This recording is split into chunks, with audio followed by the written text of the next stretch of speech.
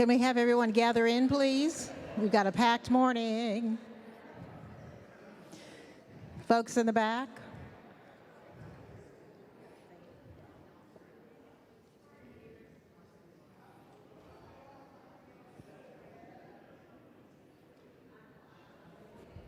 You guys are like herding cats.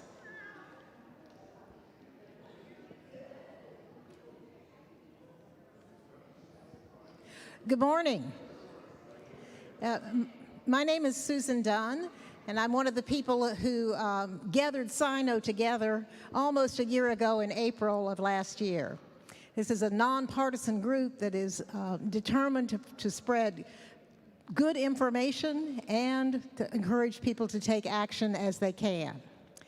We're very happy to welcome all of you here this morning. We know that there are a couple of folks who are running, at least a couple of folks who are running for public office that are here today. I want to introduce them. Michael Moore, who's running for Congress District 1. No, I'm sorry. No, you're running for, okay, running for governor. What are you running for? I'm sorry. But, oh, okay.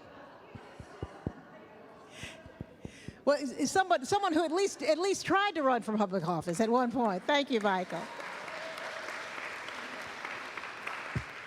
And Jermaine Johnson is here, who I actually know is running for governor. Jermaine, if you'll stand. And I know Jermaine will be here afterwards to speak to any of you who are able to stick around and meet with him. So.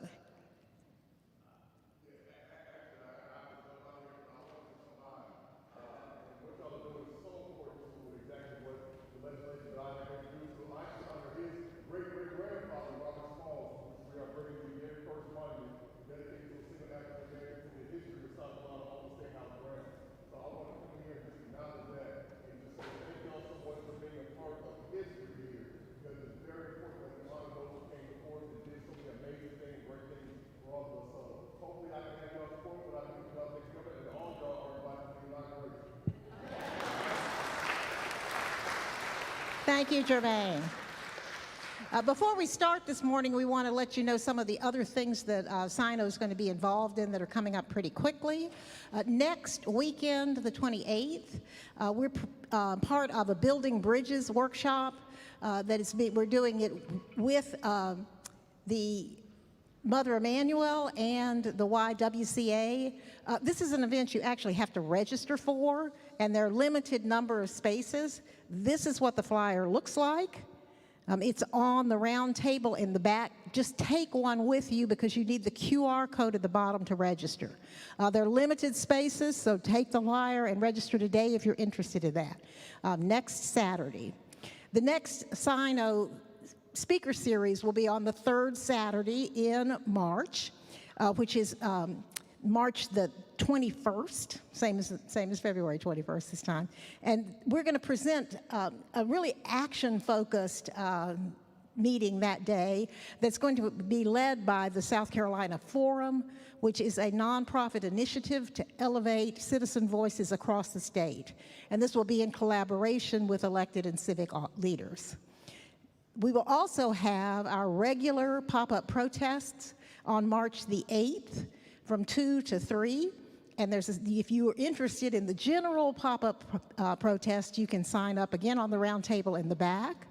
But March the 8th, in follow-up to this meeting, we're going to have a special pop-up that's focused on protecting our national parks and their history.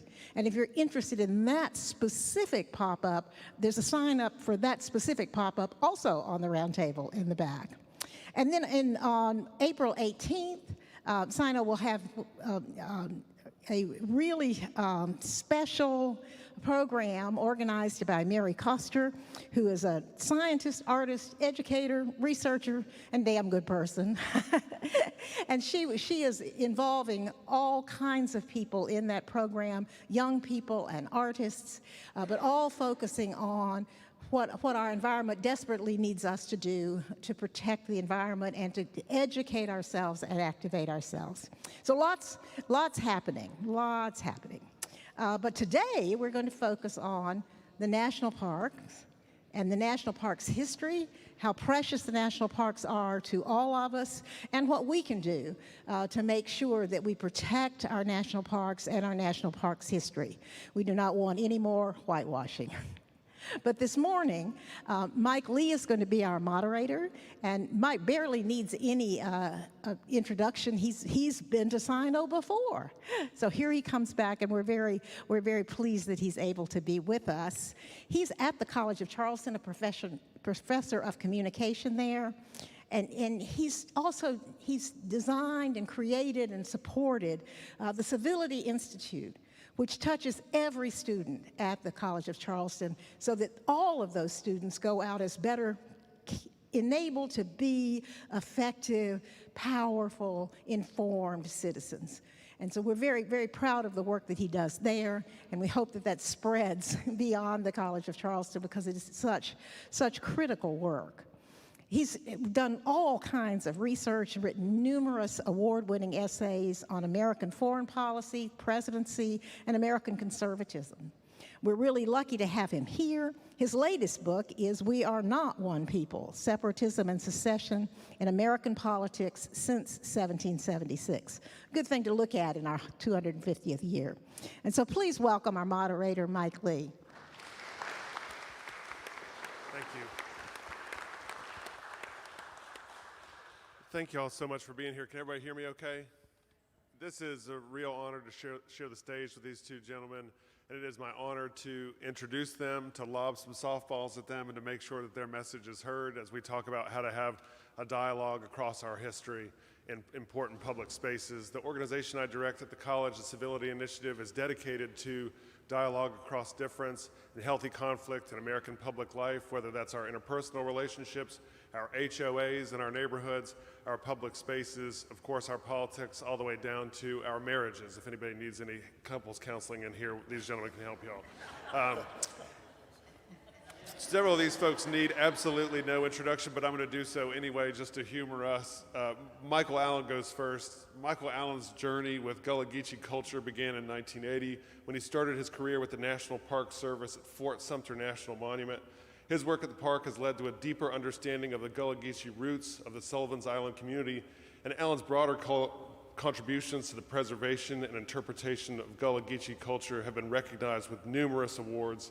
His work has not only enriched the understanding of Gullah Geechee history, but has also helped to create a more accurate and respectful narrative of African American history in the United States. Everybody give it up for Michael.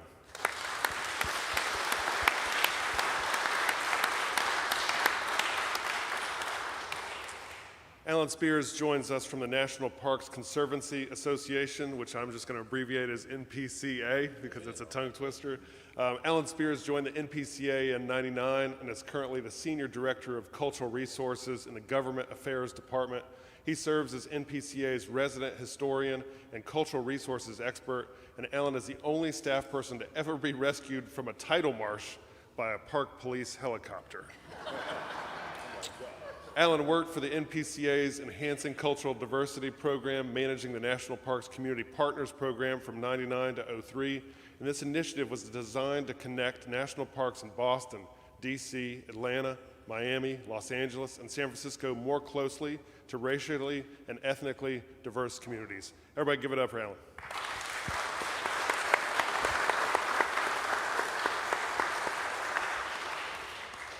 I do some communication coaching to students and to the wider community, and one of the religions that I aspire to be an acolyte of is called the bluff community, and that means bottom line up front. Too often in panels, too often our speeches save the best for last when the audience really needs to know what you want to tell them first. So let's just pretend that these folks will hear one sentence or two sentences from each of you tonight. Alan, going first, what is your bottom line? What would you like us to remember from our experience here today? Bottom line, national parks play a very important role in protecting and promoting our shared national narrative. There are 433 units in the national park system right now, and over 40 of those are African American experience sites. And we've spent the last 30 years, thanks to Michael Allen, building a park service and a park system that represents the true face of the country. And that progress is now under threat by an administration that wants to censor, eliminate, whitewash, or excise history. if it has anything to do with black and brown people, indigenous people, LGBTQ folks, or climate science. So the bottom line is we're under threat and we got to stop it. I think for me, at the end of the day, history matters. I'm fortunate enough to be sitting here this morning in this edifice, but as our moderator said, I began my journey in June of 1980 with the National Park Service on an island, in a culture, in a community that was somewhat different than what I grew up in Kingstree, South Carolina. But I quickly learned that history matters. And why can I say that so affirmatively this morning? Because within 2 weeks of beginning my journey out of historic Fort Sumter, I was asked these questions. Why are you here?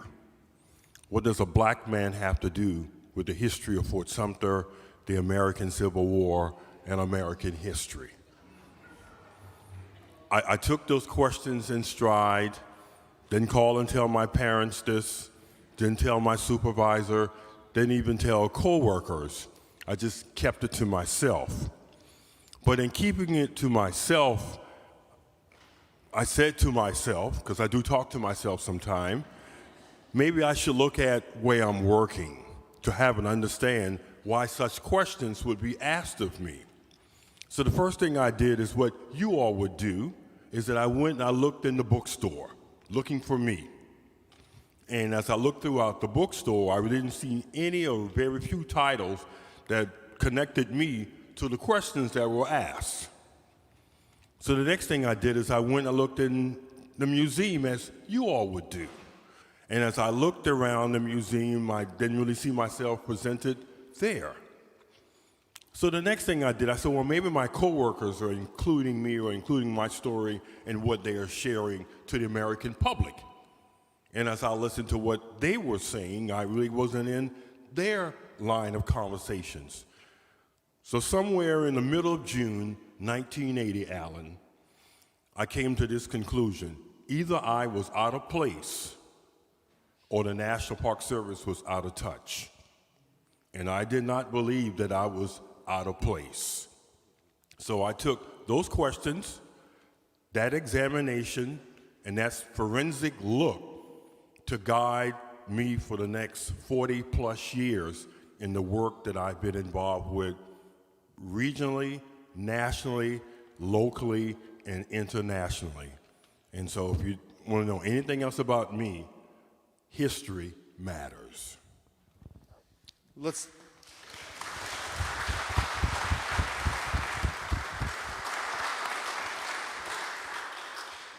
really beautifully put, both of you. Let's stay with the history matters idea. A couple follow-up questions along those lines, and feel free to take these as you will. Take them one at a time, or just take one and run with it. History matters is a claim that many of us believe, and I think that unites us in our purpose here today. But that is also a contestable claim and broadly contested. Who does it matter to? How does it matter? So sort of three interrelated questions, and take these as you will. Why does history matter? Where does history matter? And how does history matter? Yeah, I'll give it a try. Why does history matter? Because the past is prologue. And, you know, being here in Charleston and in South Carolina, and there's such a tremendous connection between this state and this city and the African slave trade and the domestic slave trade. And one of the things that I think it's important that our national parks are trying to get to, thanks to folks like Michael Allen, is the fact that many of the European nations that were involved in the African slave trade could not reconcile their religious beliefs with the economic benefits that came from enslaving people of African descent. And so how do you put how do you square that circle? You do that by creating a system of white supremacy and racial subordination that says that people who have black and brown skin are less than, they're not fully human. And so therefore it is perfectly okay to enslave them, to separate families, to beat them, to assault them, to rape women, to do all these things. I'm not listing these things because I want anybody in the audience or anybody in the country to feel guilty. But it is fundamentally the case that when you roll out a system of white supremacy for 5 years, 10 years, 100 years, 200 years, you get to a point in the modern era where you get overly muscular policing directed at people of color, you get redlining, you get all kinds of racist policies that help to spread and maintain inequality for people of color in this country. And so some of the things that we see going on in the country right now are based in things that happened in this country, and philosophies and ways of thinking that were developed 100 and 200 and 300 years ago. So that's why history matters. Will a trip to Fort Sumter and Fort Moultrie National Monument cure someone of racism? No, and would never contend that that is the thing. But if you are going to Fort Monroe, if you are going to the Harriet Tubman National Memorial, if you're going to the Emmett Till and Mamie Till Mobley National Monument in Mississippi and a portion of Illinois on Chicago's South Side, my last national monument campaign, that thanks to President Joe Biden, we were able to get added to the National Park System in July of 2023. You learn a little bit about the history of this country.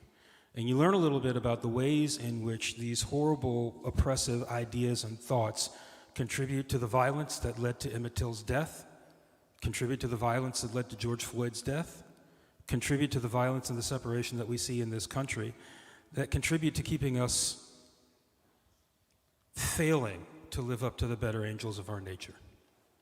And so that's why history is important. That's why it matters. And I would add that for those who don't remember the past, you condemn to repeat it. First of all, as a foundation. You know, ironically, this is the second public time I've been able to speak to an audience in 2 weeks. 2 weeks ago, I was in Orangeburg, South Carolina at my alma mater, SC State College, where I spoke at the 58th anniversary of the Orangeburg Massacre. For those who may not know, on that day, 58 years ago, 11 law enforcement officers fired upon unarmed students from SC State, Claflin College, and Orangeburg Wilkerson High School who were peacefully walking or marching toward a bowling alley to integrate it, which had already been given to them by the Civil Rights Act of 1964. And what I said to them is what I will say to you, as Alan said, history matters. Let's go a little bit deeper to understand why it matters. In September of 1738, less than 25 miles from where we are now, what we know today is the Stono Rebellion took place. That rebellion, that opportunity by enslaved African Gullah people was to take a trek from South Carolina all the way to St. Augustine, Florida, because the colonial forces led by the Spanish said, if you make it to St. Augustine, you become a part of us, you can become Catholic, you can gain your freedom. So that was their trek. Without Twitter, without Facebook, without Messenger, they were heading to St. Augustine. Well, that didn't really work out, but it alarmed the colonial forces and colonial government of South Carolina. And for Brother Johnson, you know, in the state of South Carolina, we have a tendency to pass laws in reaction to things that happened before. So in 1740, in May, the Negro Act was passed. And you may say, well, what does that have to do with us sitting in this room today? It ties into what Alan said. The Negro Act of 1740 basically said that people of color could not congregate. Said they could not be educated. It said they could not have economic opportunities. And it also put in place the foundation of the militias, which led to slave patrollers, which led eventually, in our modern context, to stop and frisk, stand your ground.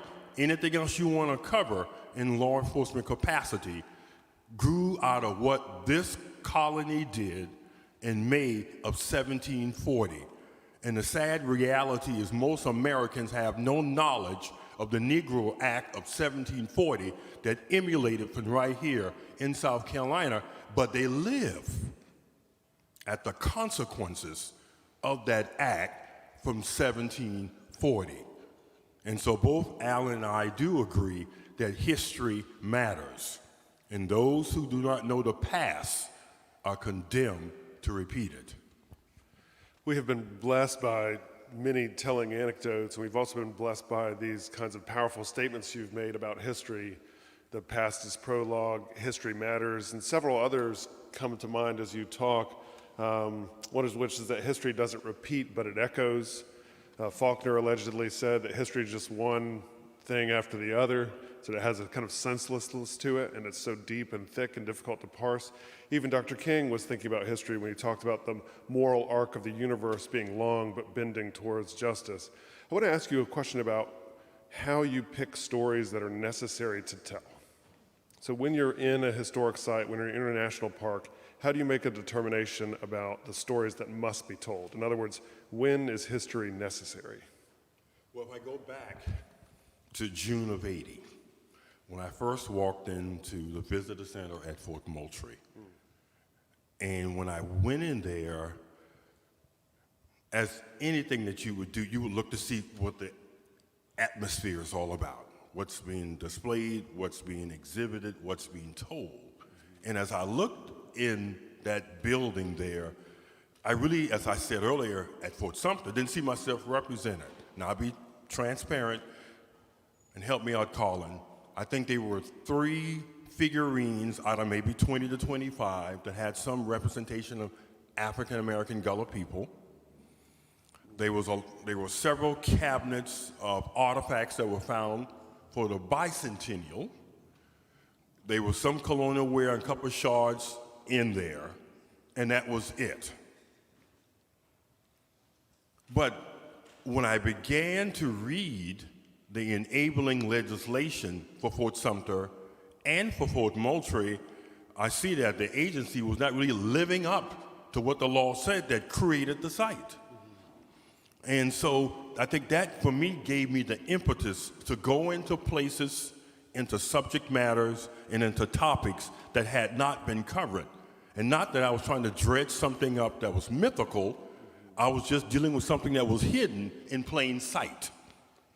So I can remember the first time I did Black History Month exhibit, the month of February, and it was about the pest houses of Sullivan's Island. And for those who may not know, again, the colonial government in the early 1700s said that any ship coming to the port of Charleston bearing cargo would have to detain or keep or quarantine enslaved Africans on Sullivan's Island up to a period of 10 days before they were then brought into the city of Charleston to be a part of the slave trade. And so I said, well, this may be a good topic to have a conversation about, because there was nothing really that covered that. And then when I went and looked at the enabling legislation of both parks, it gave us the latitude to be able to talk about the community, the environment, and influences on the history. And so that was the first step, because history matters, hidden in plain sight. Then I can remember another time, Michael, when I decided to look at your great-grandfather, Robert Smalls, and do Black History Month exhibit on him. Because he did affect the environment of Fort Sumter. His trek to freedom affected our nation. So why were those 2 subject matters not included in the general conversation of the 2 sites when those subjects mattered in terms of understanding the fullness of the historic site? So often, I think, in the role that I played with the National Park Service, it was just a matter of taking things that had been hidden in plain sight, that should have been addressed, that had not been addressed, that can make our public more informed. You know, the funny thing about this is I've known Michael for 20 years. This is the first time we've actually ever sat together or done any work together, so this is a real treat for me. I appreciate the opportunity. So how do we decide what history matters? I'm going to take it from this direction. I was born and raised in Washington, D.C., and for folks that remember, which probably looking at the crowd is most of us, and I'm an official old guy too, you know, there was a horrible gas shortage in the United States in the 1970s, and so my parents were looking for inexpensive, educational things that they could do for their only son that were less than a tank of gas away from home in Washington, D.C. And for them, and I don't know how they got to this, but that meant Antietam National Battlefield, it meant Harpers Ferry National Historical Park, it meant Gettysburg National Military Park. And I got to tell you, coming out of the 1970s, my favorite television show was a show called Rat Patrol. You got those guys in the Jeeps with the 50 caliber guns on the back, and they're going over the dunes, and they're battling the Africa Corps. And I was like, I don't know, I'd like to be in the Jeep too. And so we go up to Gettysburg, and I'm a 10-year-old kid, and the landscape is absolutely filled with cannons and statues of people with guns. And then you go into the visitor center, and there are paintings of these Zouaves in their bright red pants, and Confederates in their butternut and gray. And I fell in love with that place, and I fell in love with that story the way a 10-year-old or 11-year-old kid falls in love with that story. And then when we would leave, I found out that there was a hobby shop on Steinwehr Avenue. So I would demand that my parents go past the hobby shop, where I would buy my boxes of Airfix 172nd scale soldiers, gray for Confederate, blue for Union, and I would go back to my bedroom in Washington, D.C., and I would refight the Battle of Gettysburg. Here's a hint for you. A World Book Encyclopedia, I have just aged myself, can suffice as Cemetery Hill. And so the reason why I became a historian was because of those battlefield walks, those ranger talks, the electric map that was at Gettysburg, all of these things were foundational to my education and my love of American history. And then to top it off, when I got into my teens and I could drive myself, my parents no longer had to take me up to Gettysburg, I could go on my own, I was trying to figure out exactly what the Civil War had to do with me as a young African-American guy from Washington, D.C., and I was walking along Cemetery Ridge in Gettysburg when I noticed the White House and barn of a guy by the name of Abraham Bryan. And Abraham Bryan was a free black man among about 250 African-Americans who lived in Adams County in Pennsylvania during that fateful summer of 1863. His wife had liberated herself on the Underground Railroad, so she was a formerly enslaved woman that had 5 kids in a tiny, tiny house. And when they found out that Robert E. Lee had crossed the Potomac and was coming through Maryland and headed to Pennsylvania with the Army of Northern Virginia, they got the hell out of Dodge because they knew what was going to happen if they were caught there. And the thing that is most amazing for me about Gettysburg is that on Friday, July 3rd, 1863, as Pickett's charge is forming up, the 11th Mississippi Infantry Regiment is on the far left-hand side of the Confederate advance. And what do they choose as their guide-on point? The White House and barn of Abraham Bryan, a free African-American man. And the 11th Mississippi Infantry Regiment goes across that open mile, and they are shot and battered. All the guys from Company A are killed or captured. Company A, the Oxford Grays from the north part of Mississippi, University of Mississippi, and none of them make it back. But in 2 to 3 acres on one battlefield managed by the National Park Service, you've got most of American history incorporated into that one tiny story. The Civil War, the Confederate soldiers who fought for what I regard as a corrupt cause, but one that they believed in, their ultimate sacrifice, the Union defending itself there, and African Americans, free and enslaved, who had made a home in that part of Pennsylvania. And the neat thing about that is it's in the park system, and it's in the same park system as the Grand Canyon. So how do we choose what stories to tell? We tell the natural features and the natural wonders of the Grand Canyon, Yellowstone, and Yosemite, but we also find these fantastic tidbits which can be so inspirational for young people who want a connection, who are seeking a connection to a story that sometimes does not appear to be relevant to people of color or young folks of any ethnicity. And so that was my point of entry for falling in love with American history, wonder warts and all. Sometimes when you have the joy of having the job that I currently have, there are answers like the eloquent ones that they just gave that really set up the next question. And sometimes these eloquent answers deftly anticipate and erase the question you were about to ask. So I'm going to ask. Thank you for coming. It's been wonderful. Exactly. Goodbye, everybody. Thank you. I'm going to ask the question, and you'll hear the slight adjustment because this is what I was about to ask, but you both just answered it with a lovely question, with a lovely story, which is, can you tell us another story from your life which would help us understand your passion for history generally and the park system specifically? Probably one of my last challenging days in the National Park Service was when I was working on a project that eventually led to the inclusion of Reconstruction in Beaufort, South Carolina. I was fortunate enough in December of 2000, in the latter days of President Clinton's administration, to spend time with the Secretary of the Interior, Bruce Babbitt, and the first and only African-American director of the National Park Service, Bob Stanton. And in that December, while we were driving all around Beaufort, looking at various places and sites, they both concluded that Beaufort should be the place of where a Reconstruction National Park Service site should transpire, should happen, should take place. Now that's December of 2000, okay? So we got together and we did as was asked, even though there was exchange in administration from President Clinton to President Bush, but we still kept on journeying. Somewhere in the early 2000s, the National Park Service, specifically our Atlanta office, regional office, began to receive messages from another South Carolinian, Representative Joe Wilson. And he wanted to know, what are we going to do at this Reconstruction Park? And what stories are we going to tell, and whose history we're going to uplift, and how we're going to handle the narrative of the telling of the story of Reconstruction. So as good National Park Service people, we answered his questions, because you don't want to deal with congressionals. So we spoke to about the reasoning, the purpose, the outcome, and the opportunity. It's what we always did. Return them back to him. Well, down the line, we got another letter from Joe Wilson.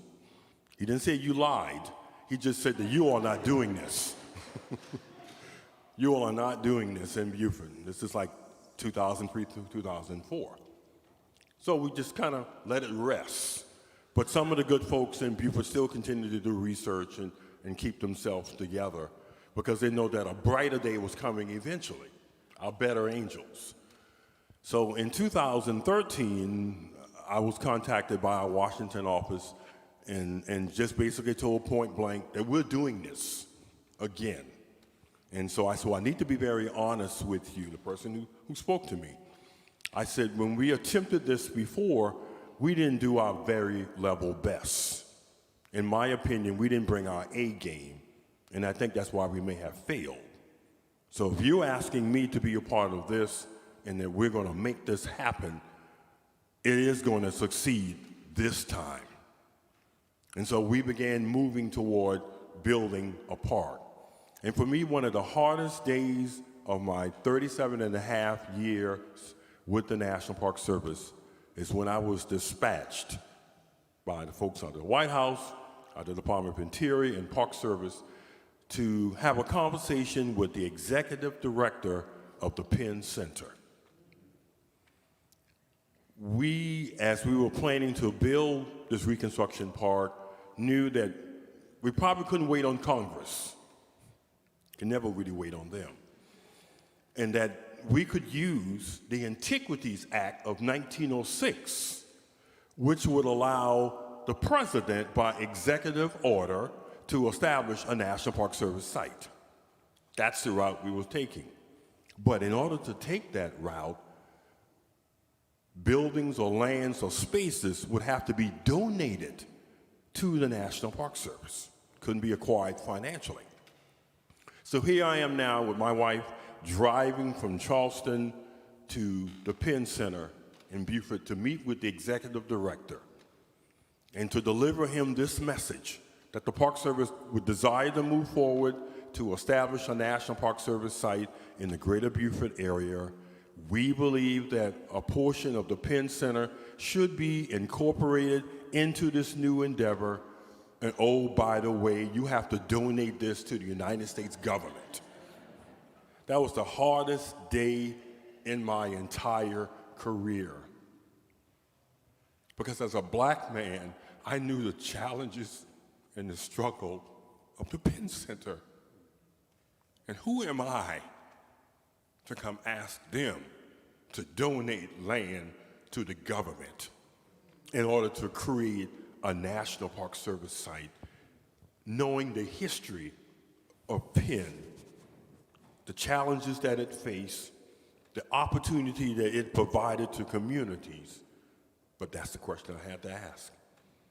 So when I sat in his office and I said, you know, this is hard for me, but this is what I have to do because I believe in this. And I said, I know this may be a difficult proposition for you to address. I don't want you to lose your job, so you need to talk to your executive board about this. And so he said, I'm fine. We'll work it out. The board initially was squeamish about it. Later on, a couple of months later, other officials from the Park Service came, but they didn't came in the same cadence, spirit that I did, and it fell off the railings. And so I had to put it back on the railings. But the bottom line, in June, almost 9 months later, so the board voted affirmatively. One person abstained to make the sacrifice.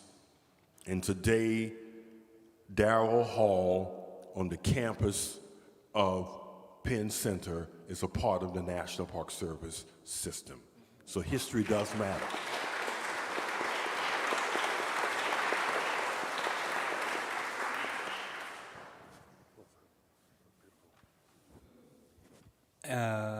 More anecdotes. So actually, I do work with Congress. I'm a registered lobbyist for the National Parks Conservation Association. Don't hold that against me. But what Mike does or did within the agency, NPCA works to back the Park Service up. We're currently suing the National Park Service and the Department of the Interior for some of the history erasure stuff that's going on. But we try to, in all ways, in our efforts to be best friend, worst critic. You know, the anecdote that I would share real quick is about my first National Monument campaign, which was the designation of Fort Monroe. And the story behind that, the quick history on that is after shots were fired here in South Carolina at Fort Sumter, the Confederates really began the effort to try to take over Union positions, Union fortresses, get the guns, get the people out. They couldn't take Fort Monroe because it was too big, it was too heavily defended. So they began to use enslaved labor to dig trenches a couple miles away from Fort Monroe so that they could put in their guns, keep an eye on the Yankees, maybe lob a few shots over. And in May of 1861, 3 enslaved African-American men stole a boat, rowed across to Fort Monroe, got inside, and they requested asylum from the Union folks that were in that fort. And the very next day, the man who owned those 3 enslaved people, turned out to be a colonel in the Confederate Army, came to the front door at Fort Monroe, knocked on the front door, and said, I want my property back. The guy in command at Fort Monroe was General Ben Butler.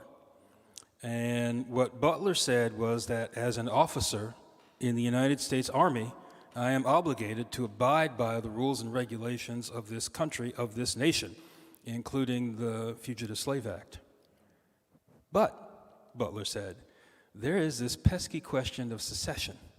Y'all down here in Virginia have declared that you are no longer a part of the United States and are therefore no longer subject to the rules and regulations of the United States. I'm going to keep these 3 guys.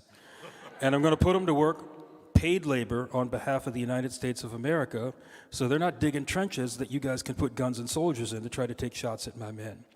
Now, this was 18 months before the Emancipation Proclamation, before Abraham Lincoln came to the conclusion that he needed to use his war powers to develop this notion of contraband of war.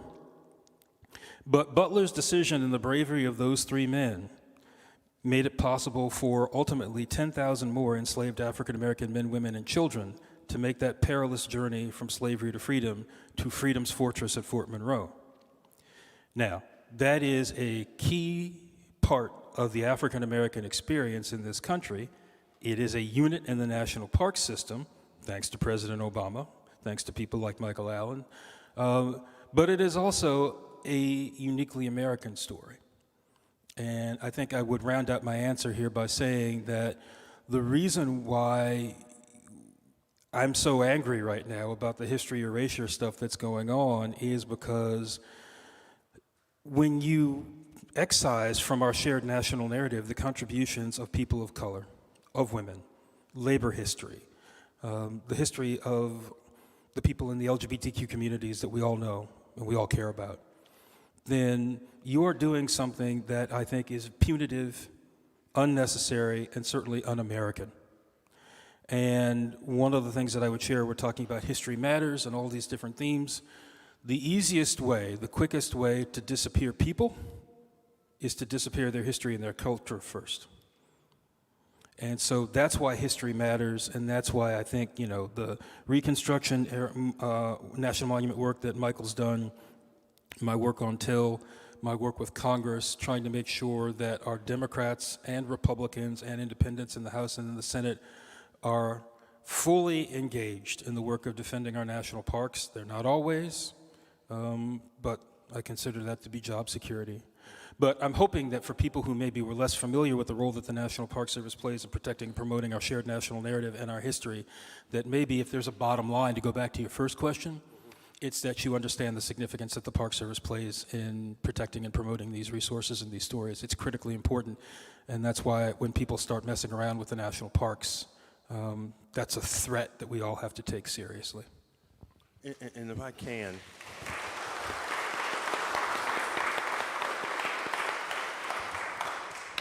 I think one of the things both Alan and I have learned is you have to be patient. I gave you the scenario of Reconstruction National Park and the fact that it took 17 years from the beginning of a conversation in order to bring that to light.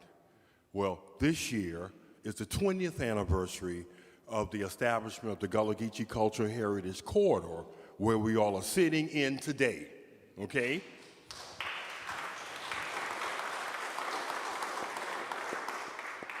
And it was in May of 2000, and there are some people sitting in here today that was in the basement of Mother Emanuel with me and others in May of 2000 when we began that conversation, which led eventually to the establishment of the Gullah Geechee Culture Heritage Corridor. And I can say today, because of that and the history that has been brought to bear, South Carolina is a better place. You know, I was able to read that a good friend of mine, Corey Alston, took on the task of making one of the largest baskets in American history that's on display now in the State Museum in Columbia. But just suppose we didn't get together in the basement of Mother Emanuel in May of 2000. I know now that the sweetgrass basket is the official craft of the state of South Carolina. But just suppose we didn't get together in May of 2000 in the basement of Mother Emanuel. And the reason why I'm saying Mother Emanuel, because I knew history mattered, and I needed to have a safe place where we could have this first conversation that led to the establishment of the corridor. And having this safe space, I believe Emanuel was that place. Little did I know what would happen in that space several years later. So history does matter, even down to the selection of where you host events, public gatherings. We're in an edifice built, my history is right and my math is right, nearly 11 years after English colonists arrived here in 1670. But we're less than 100 yards or so where people got together in December of 1860 on the 20th to say that we out of here, that we're seceding from the Union. So history matters even in the selection of where you have conversation. So here we are in this structure, adjacent to where structure once stood that brought about the American Civil War. Last question from me, and then I'd love to hear what our audience thinks of these two gentlemen's work. Alan's talked a little bit about some issues of history erasure in the present, the lawsuit that y'all are involved in, your work with the Gullah Geechee National Corridor. Let's talk a little bit about the present as we close and transition to the audience. What gives you fear about the present? What should we be thinking of? What should be on our minds as we approach the precarity of history in this moment? And also, what gives you hope in this moment? Oh, because I'm from DC? Okay. That's right. That's right. And I'm here to help. Guess first. What gives me pause, what wakes me up at like 3 o'clock in the morning, I think I have never before seen an administration so intent on undermining the values that we have built as a country, the things that we share that we think are important, and just rolling a steamroller over them and through them. And we're seeing that with parks, we're seeing that with laws, we're seeing that with tariffs, we're seeing that with a number of other things. But the challenge is, and I'm not looking to be partisan, NPCA is a bipartisan organization, a nonpartisan organization, and I take that seriously, is that this is, in some ways, the gang that can't shoot straight. And so I think what we have seen, like many bullies, when you stand up, when you push back, there are limits to what they can do. And I think one of the things that gives me hope is, in my opinion, and if I had an NPCA pin, I'll cover up my NPCA name tag because it's not officially representing NPCA at this point in time, is that the motivation that I see is from fear.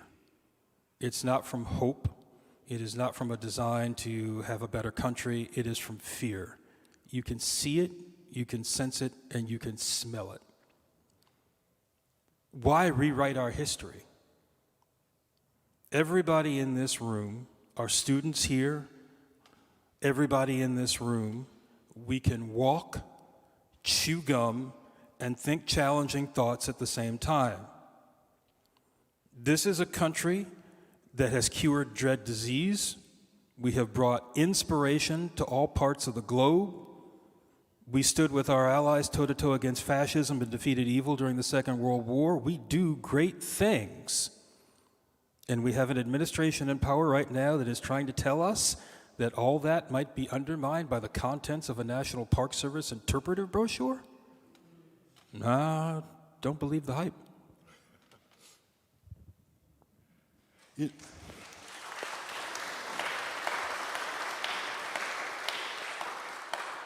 You know, one of the things I really try to stress in my public journey is relationships, because I think relationships are very important in terms of as we march forward. You know, as I scan the audience, I see Brother Darby in the back sitting on county council. I sat in his class and he taught at Burke High School. Or I think Fort Dorchester also too. He believed enough in me to invite me to come talk to his kids in his class, and that they would leave with something better, to have a better understanding of our American journey. I see my fellow coworker, Carlin Timmons. We fought some battles together. We did. But we are better because of the battles that we fought. And sometime when you were in doubt, especially at Liberty Square, you said, Mike, should we do this? I said, Colin, we got to do it. The opportunity is here.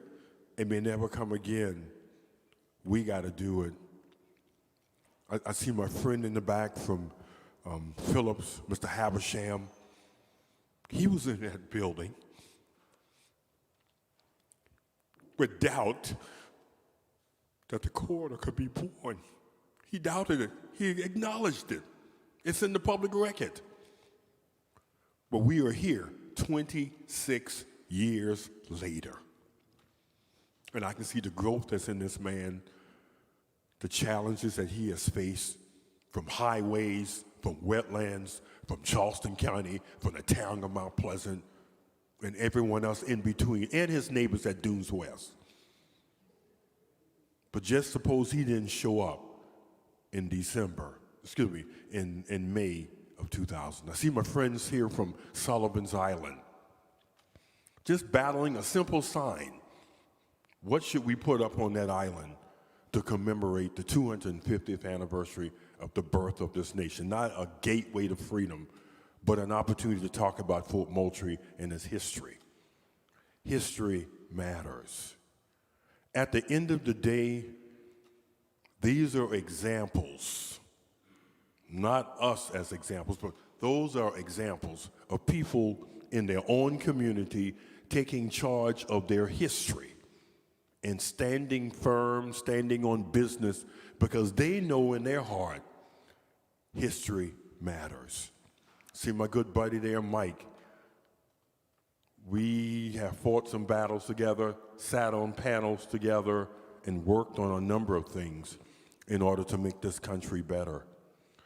My final word is that the same thing Al and I talked about, what inspired us, can inspire you. And you can do things just like we may have done, but just be firm, just be resolute, and move forward.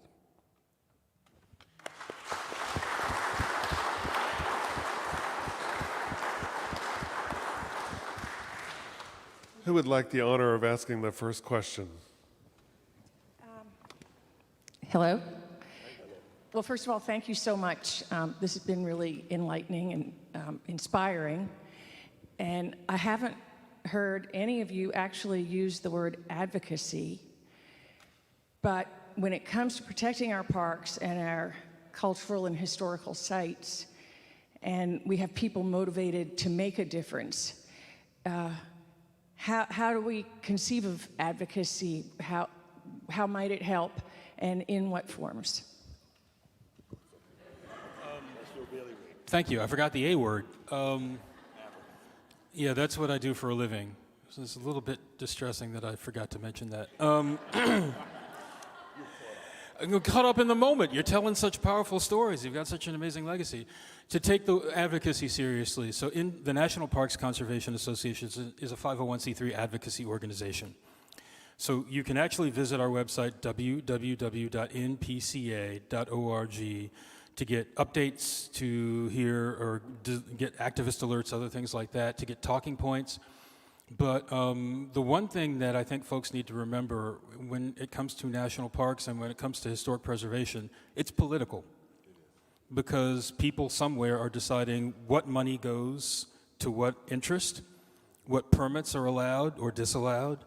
And so the process is an inherently political process, and so you have to approach it that way. And oftentimes, I think, especially in the African American community, as preservation has come on in the last 30 or 40 years, and we have come to understand it's not all about the big white houses with the Doric columns.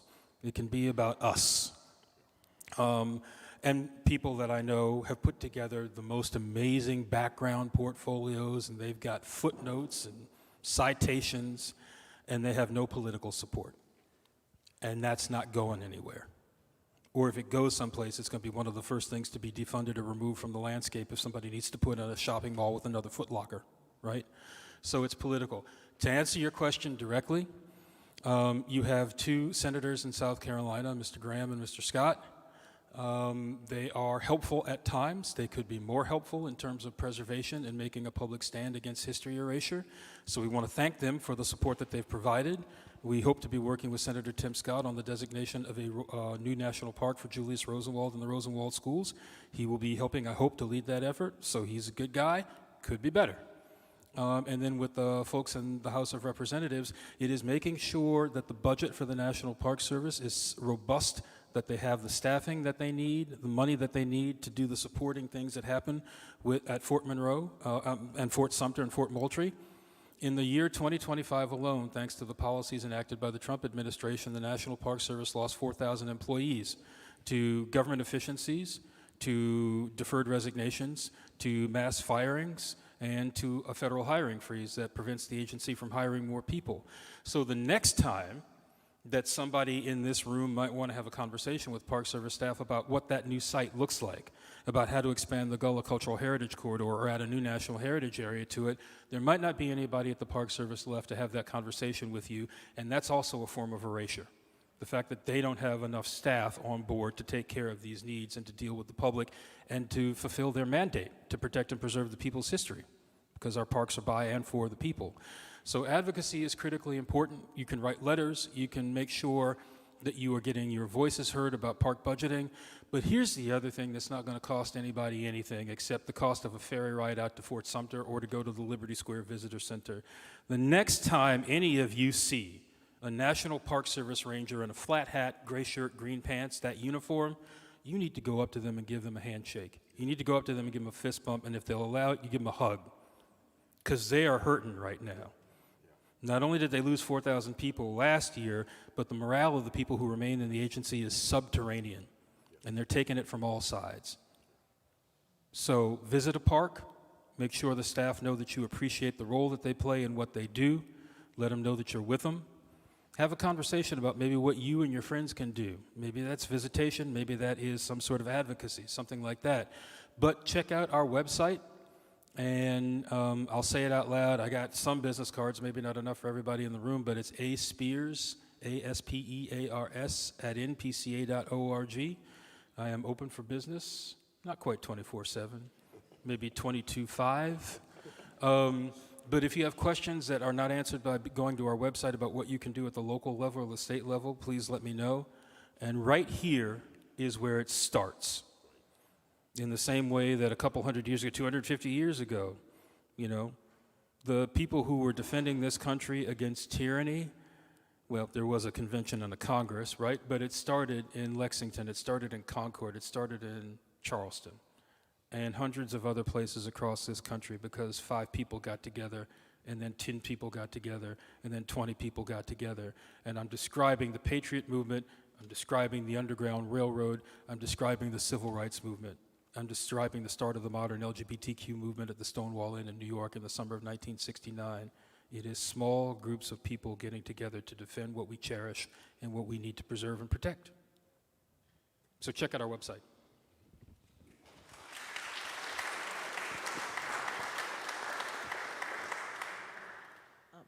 Good morning. My name's Dr. Gail Reardon, and I'm so proud of all the work you all have been doing.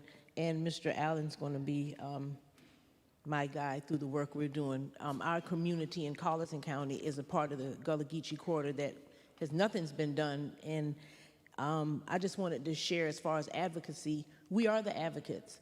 People cannot erase your history unless you allow that. History is his story. We all have a story. And everybody's story is important, regardless of whether it started as a slave owner or as a result of enslavement. And that's what I've kind of learned being an African American in this area. I just wanted to thank you all for what you're doing, and I want to encourage you that there are people like myself that are going to take my own assets and make it a part of us making certain that history does not disappear. I had no idea all of the work that Mr. Allen, he looks so young, I'm like, how did he do all this stuff? And, I mean, I had no idea all of the work you've been doing, and the job that you all have is a thankless job. I mean, you know, to go up and ask the Penn Center to donate, I mean, I know that history because it's my family's history. I would never have the courage to have asked them that. And I'm so glad that things went well, because if they didn't, because there's always that chance, you would not have been able to go near Beaufort. I mean, you know, because there's so many people that there's their life story there. And so just remember, this is our country, and we have an obligation to our ancestors, whoever they were. We're the progeny of their life work. And one of the things I saw coming here today, I saw houses with people's names on it. But I'm like, I know the story of the people who worked in there. And so one of the steps we can take to complete the history is to add something about the people who didn't own the house, who cleaned the house, you know, the people who cooked in that house.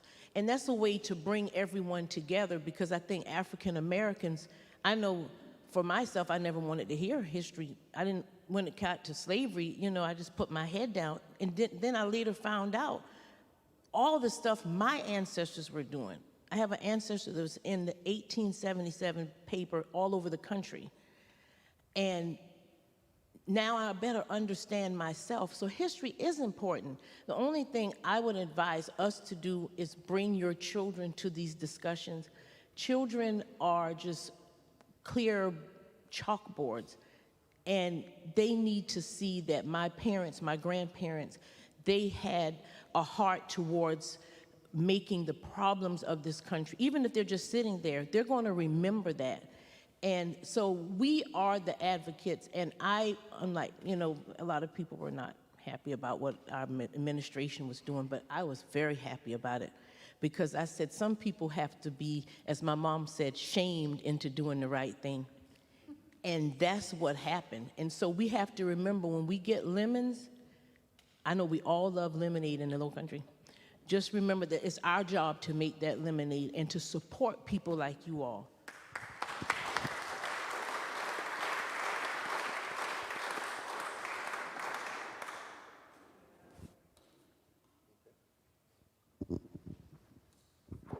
Thank you.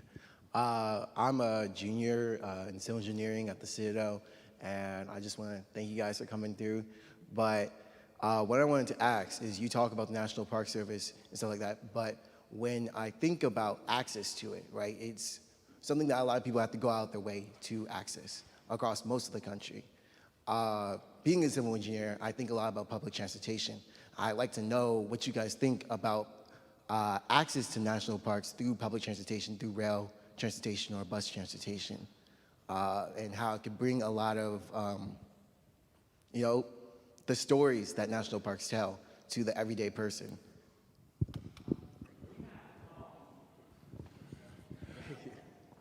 In terms of, well, let's look at connecting the parks through schools, first of all, because I think that's an opportunity for a training ground for the next generation.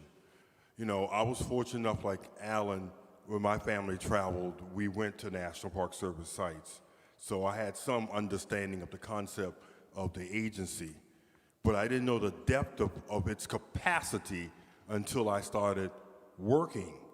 So some of the things I was involved with in my journey is reaching out to schools across Charleston County to bring them to Fort Sumter, Fort Moultrie, or the Charles Pinckney site. And to be truthful, and this is unfortunate, for many of these kids who came to our sites, Moultrie, Sumter, or the Pinckney site, this was the first time that they saw the ocean. And they said that. This was the first time they had been on an island, other than maybe James or John's Island, or Edisto or Wadmalaw. This was the first time they'd ridden a boat of that size, not a little John boat. So just opening the door to bring kids to Fort Sumter or Fort Moultrie or the Charles Pinckney site was opening up a new world to them. Just that opportunity. If I might, would you all mind if you all just stand up, the four of you, please? So this next generation that we keep talking about wanting to engage, can we give these young men a round of applause, please?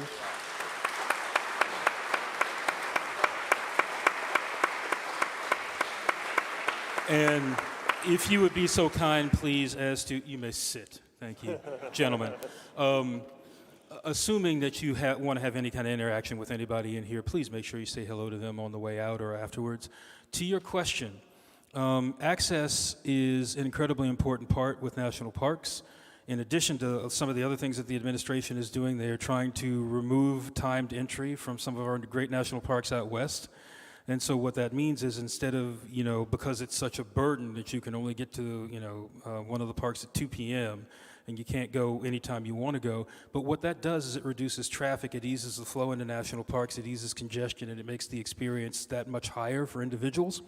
But if you go down to the Everglades in Florida, maybe more to the point that you're talking about, the Park Service worked with communities there to create bus shuttles that got people from Overtown, mostly African-American communities, into the Everglades for the first time. So that access issue is a critically important one, because the challenge for all of us is Fort Monroe, Fort Sumter, the Grand Canyon, they can have all the history in the world, and it's there unprotected. If the folks can't get there, that's a problem. And especially for an organization like mine, we feel that increasing the constituency for national parks, making more people understand that they are relevant and important to them, which is a chore, that is undermined by a lack of access. And all too often, communities of color feel that lack of access more than non-communities of color do. And so there's got to be buses, there's got to be an opportunity, but then the next thing about transportation is, do you feel welcome? Do you see anybody on the workforce that looks like you? Or if you don't, when you walk into a park, black guy with dreadlocks, the first ranger I see, are they saying hello and smiling, or does it look like they're going to call the authorities? So access has a couple different things. It's buses, it's transportation, it's roads, but it's also attitude and intention.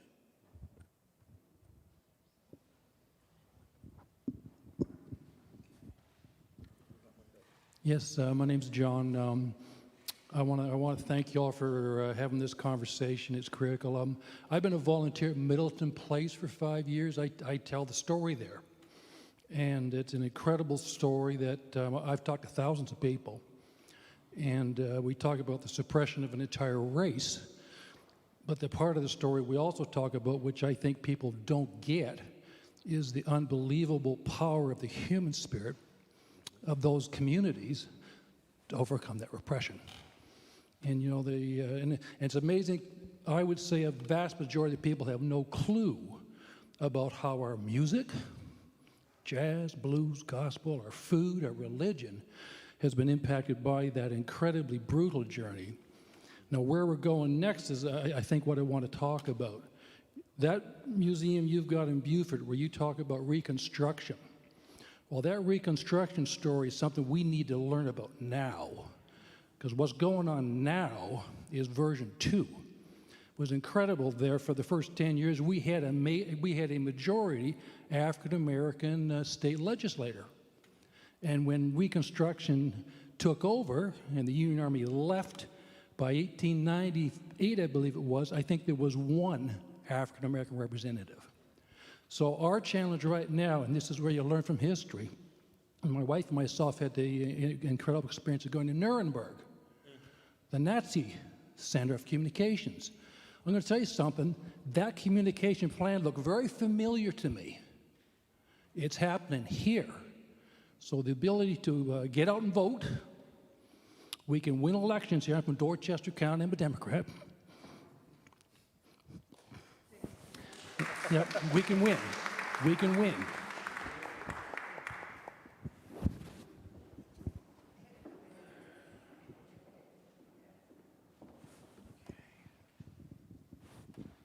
I remember the bicentennial.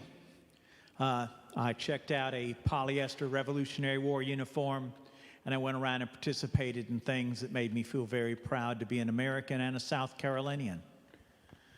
50 years later, we approach Donald Trump's reconstruction of the American memory, and I do not feel nearly so optimistic. Now, I can punch my objections into Facebook while children in Somerville are arrested for daring to exercise their First Amendment rights. I can do that alone, but I know better than that because they taught me better than back in 1976. The question I ask the people in this room, plenty of whom are good at it, we're in one of 4 major colonial cities, the only one in a deep red state. How do we, between now and Donald Trump's 4th of July, raise our narrative that the United States was better, ought to be better, and should head in a better direction based on our experience between now and the 4th of July? What stories are we going to tell in Charleston? Whose circuses are we going to interrupt if necessary? Because we're going to have to confront them, y'all, and they don't like that. They arrested a high school student last week in Somerville for disagreeing with them, and they will happily arrest us. But are we going to sit by and let them hijack the history of Charleston, a history that involves Denmark Vesey, the Stono Rebellion, Reconstruction, Mary Bowers fighting for rights on public transportation shortly after the Civil War, the Emanuel 9, the hospital strike? Are these stories going to be erased, or are we going to say them loud where we can with each other, and when we have to, where they're not saying them? And they're not going to like this, but we said we wanted to be patriots. Ask them that question. Okay, y'all. I know y'all have already been working on it for 40 years, so y'all can consider this a softball from your perspective. Thank you, William. I'll say this, Brother Hamilton. I am concerned about the 250th. I have to say that publicly. I really am.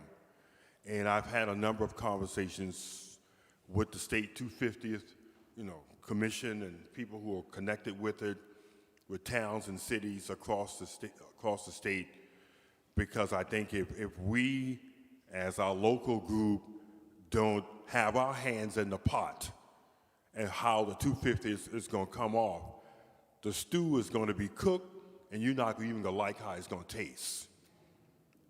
So the burden is on us. And so when I talk to folks at historic sites, what are you doing? How are you planning it? How are you going to get the word out so people can come and have a true understanding? It's no more than my friends from Sullivan's Island realizing that nowhere else in America can say what Sullivan's Island can say. That on the 28th of June, 1776, 11 ships of the British Navy were defeated by colonial forces, black and white, under the leadership of Colonel William Moultrie. Now, whether folks on Sullivan's Island want to believe that, that's documented and that's true. And when I came to Moultrie in 1980, we did public programs at the bicentennial reconstruction of the fort, black and white employees, to represent what happened there on the 28th of June, 1776. But if June comes and we don't see what I just described, then that's a problem.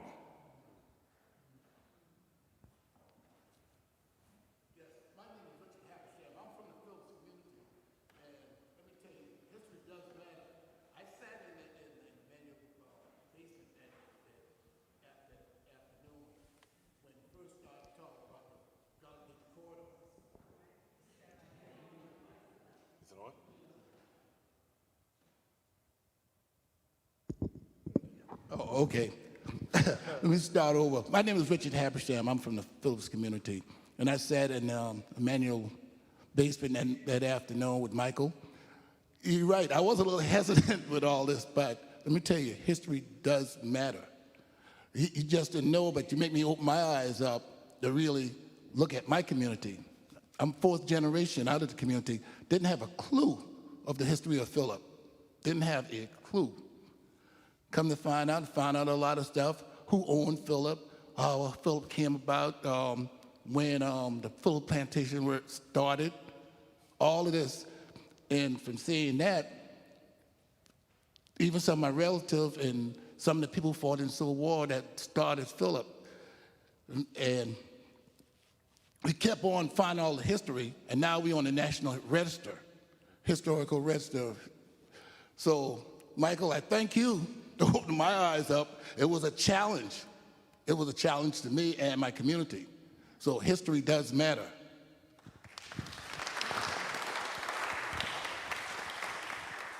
I just make a quick note that the National Register of Historic Places, the National Historic Landmarks Program, the National Heritage Area System, the Historic Preservation Fund, guess which agency manages all those programs?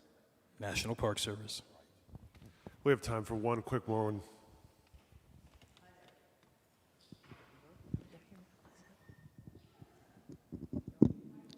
Hello, hello, yes. Thanks for the last question. And my question is, well, let me rephrase. I believe we're in very trying times. I also believe in hope, as evidenced by the Citadel folks over there. Thanks for the youth in coming, and there's hope. So my question for the Park Service has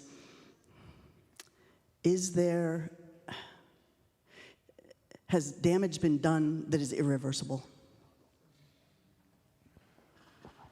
Let me be personal without naming names. This is hard for me. On a weekly basis,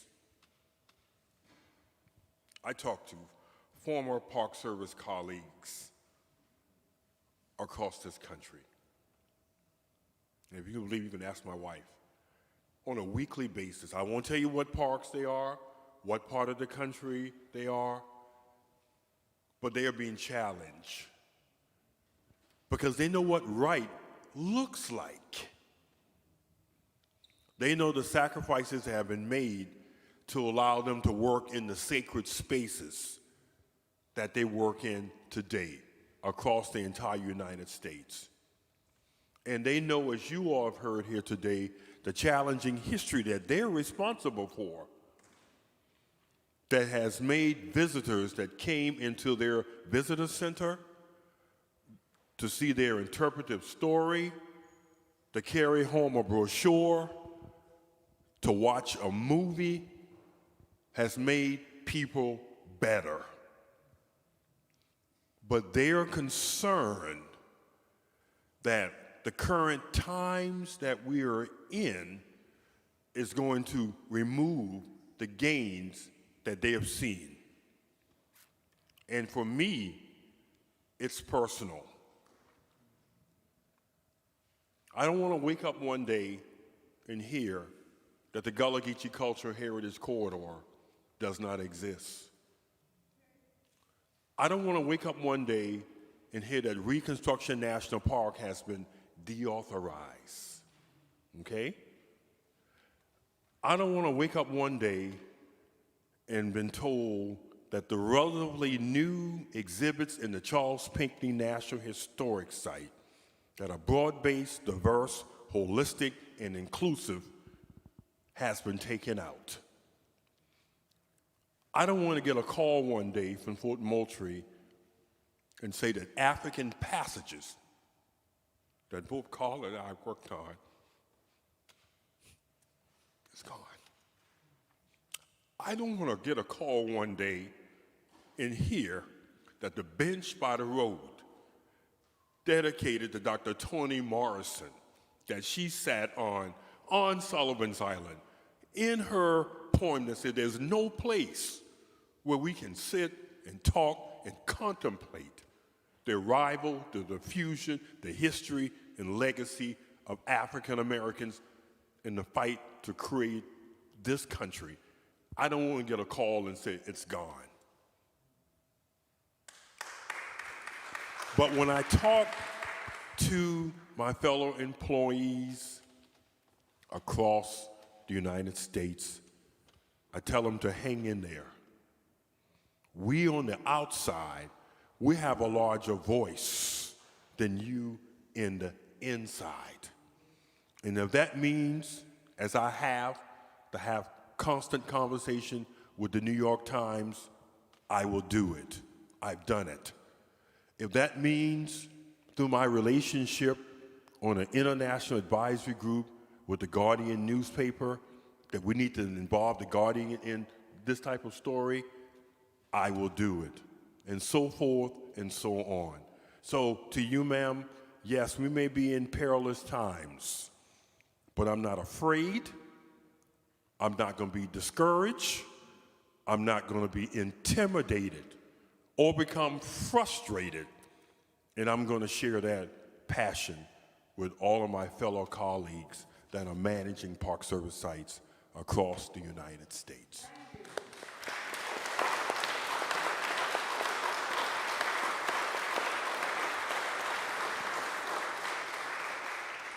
Michael, that was wonderful, and what I'm going to do now is give you a demonstration as to why nobody invites me to dinner parties anymore.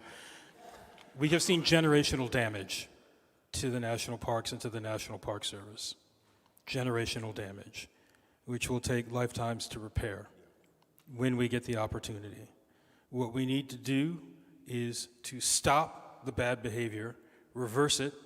That's the reason why NPCA now is involved with about 5 other organizations in a lawsuit against the Secretary of the Interior. Cut this nonsense off. And then we're going to have to build back. But my caution to everybody here is that we can't just simply build back. We got to build back better. And we have to build back to make sure that the next time someone decides that they can mess around with our history, or the next time someone decides that they can mess around with our national parks, there will be Minutemen, Minutewomen, who will say, nah, you don't screw around with the national parks, you don't mess with American history, because it's too valuable for all of us. And I think one of the lessons learned in 2025, we're not there yet, but I hope we can get there.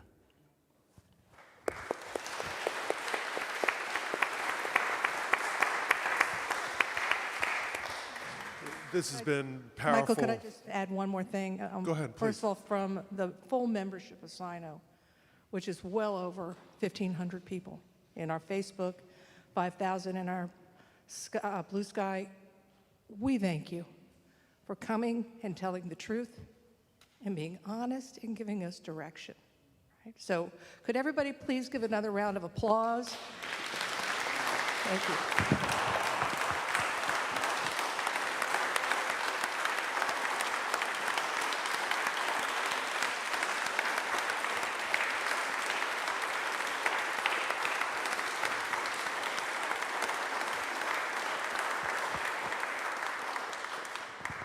And also one other announcement. You talked about the culture and the arts and everything of African Americans. Well, we have a beautiful example of that out here in the lobby. Michael and his wife. Is it Latia? Latanya. Okay, sorry. Thank you. They have some wonderful things out here. If anybody would like to purchase them, please feel free. They're gorgeous, beautiful things. So, Michael, I'll hand it back over to you to close it. Thank you for that, and thanks to SINO for making all of this possible. Thanks to these two for giving me a real honor. This has been personal, it has been powerful, it has been poignant. If we're left with two poignant words to summarize what we've heard here, I think it's that history matters. That is a resounding theme. But the other thing is that sometimes we have to make history matter, and these two are dedicated to that proposition. Your attendance here is dedicated to that proposition, and who do we need to make history matter? We talked about advocates. Of course, we need historians. Of course, we need storytellers. But it also sounds like we need detectives and guardians. And the two that I have been honored to share this stage with are all of those things and more. So one last round of applause to our honored guests. Thank you. My thanks to SINO. Also, quickly, I would be remiss if I didn't say thank you to Margaret Seidler. We met at an Association for the Study of African American Life and History conference 150 years ago, I think it was, back in Atlanta. And I just wanted to share, this is her book. Maybe people know about it. I don't know where it's for sale, but I've been reading it on the car ride over, and I would highly recommend it because holiday season is going to be here before we know it, unless the administration cancels that too. So think about gifts that are coming up. But thanks to SINO. Thank you for moderating a great conversation, and thanks for letting me get to sit with my friend Michael Allen for the first time. Yeah, man. And I just, again, to SINO, I just want to say thank you for allowing me the opportunity to be here. And to you, Margaret, thank you. And yes, my lovely wife, we have jams, jellies, butters, honey, syrup, all in the Gullah tradition. Take history home. History matters. You can eat it. So stop by and purchase some tasty treats. Thank you. Thanks, everybody.